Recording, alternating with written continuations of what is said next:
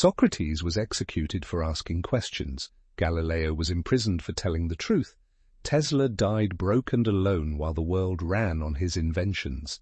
None of them were punished for being wrong. They were punished for being right in a world that was not ready to hear it. Think about your own life. The moment you said something and everyone went quiet. The friendship that slowly disappeared after you stopped pretending. The conversation where you could see exactly what was happening and watched everyone else choose not to. You told yourself it was coincidence.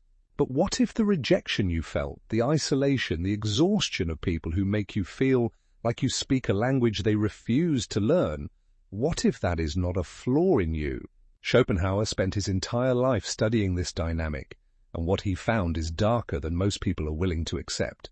He said society has a built-in immune response that activates the moment it detects someone who sees through its illusions, and once that mechanism turns on, it does not turn off. To understand why intelligence threatens people, you must understand what Schopenhauer called the will, a blind, unconscious force driving survival, belonging, comfort, and validation. Most people absorb their beliefs, inherit their values, and live on autopilot, chasing comfort and calling it meaning. The will drives social behavior and protects consensus from anything threatening it. The deep thinker who pauses and asks whether any of this is real enters direct conflict with the social organism, not for being wrong, but for stopping the unspoken performance everyone else maintains. Your presence forces an involuntary self-comparison. People do not decide to feel inferior, they just do, automatically, beneath conscious thought, and that comparison activates something deeply uncomfortable. Research showed social rejection activates the same brain region as physical pain.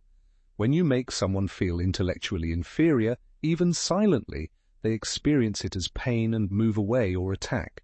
Envy drives social rejection. When someone perceives another's advantage as undeserved, they do not try to match it.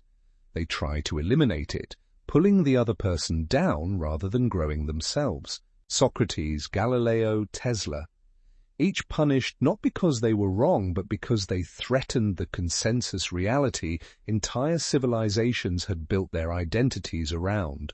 Schopenhauer himself sat in an empty lecture hall while the world celebrated lesser minds. He wrote his greatest work not for his contemporaries, but for mankind yet to come. Society rewards agreeableness, flattery, and emotional predictability.